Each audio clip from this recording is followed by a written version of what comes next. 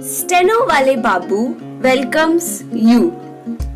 Shorthand dictations in male and female voice from all sources like magazines, speeches, and editorials at various speeds up to 120 WPM for various departments like SSC, DSSB, CRPF, Delhi Police, etc. Please like, share, and subscribe the channel. Thank you. Exercise number 18. Sir, we are deeply committed to changing the condition of living of millions of our people, the vast majority of whom live in great poverty. When we talk of the most urgent problems in the country, which are the removal of poverty and the lessening of disparities, our slogans have been made the matter of jokes and of ridicule. Any subject, any question, any debate has evoked the taunt as to what about Garibi Hatao? Surely poverty is too agonizing a state to be joked about except by those who have no idea what it is and have no real sympathy with those who live in the state of poverty. If you want to look at the question seriously and sincerely, we know that the poverty of ages cannot be wiped out in a few weeks, a few months, or even a few years. Anybody who pretends that he can do so is obviously trying to mislead the public. We have never said that we can achieve this by a miracle. We have never said that it can be done by magic. We have always said that certain steps have to be taken, deliberate, determined steps, and by those steps we will remove the poverty of this country. But this also requires a change in social outlook. There is a talk of compensation. Even today, we have heard some of it. Everyone knows that this is a subject about which I feel very strongly, and I would like to put my views before the House as I have put them on previous occasions.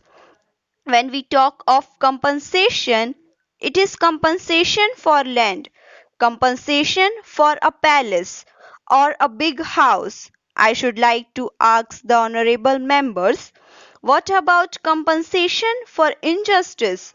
What about compensation for forced labor, for the eviction of landless people, for land unfairly grabbed? What happens when a mill is closed, its machineries run down, its reserves even eaten away, even provident funds diverted to private purposes?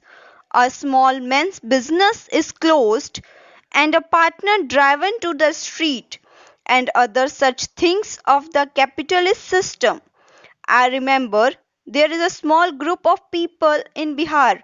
They were among the first who come forward in the freedom struggle.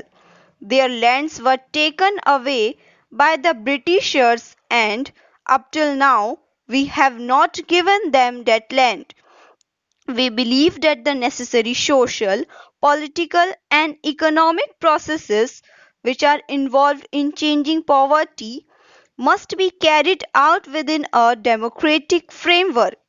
The vested interests have, as usual, raised a hue and cry, either through lack of understanding or deliberate mischief. As I said earlier, they have misinterpreted many of the words which we use. I talked earlier of commitment. What I mean is that we are committed to the upholding of the freedom of speech, of assembly, of worship of every citizen of this vast and varied land. Our commitment to secular democracy is non negotiable. There is nothing negative in our approach. I am not against a class or a section of society. I am for the Indian people. I know that they cannot be strong while poverty is deep and widespread. I know that they cannot be united while there are disparities and while all sections, including the minorities, do not have a full sense of security and a full sense of participation in the development of our country. Democracy is not worth much if it does not involve all the people.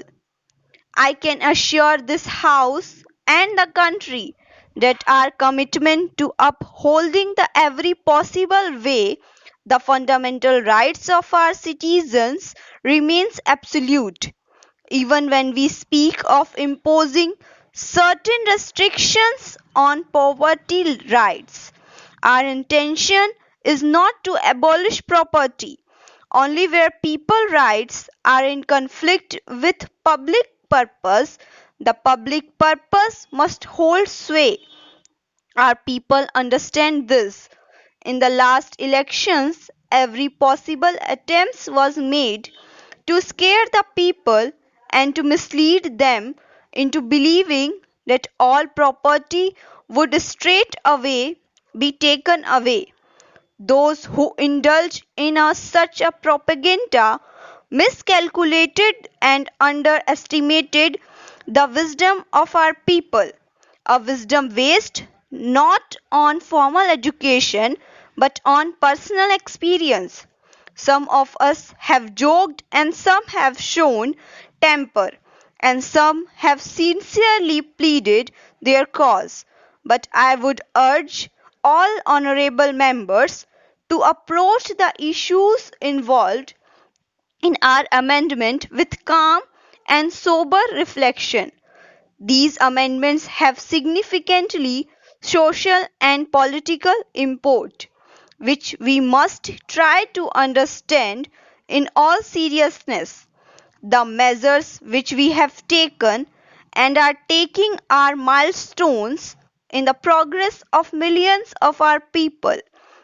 They have come to be regarded by the people as marking a new stage in their struggle to build a social, more humane, and just society. As their elected representatives, it is our duty to reflect their urges, and I am sure this will bring us more near to the people. It is in that spirit that I commend to you the acceptance of this bill. Thank you.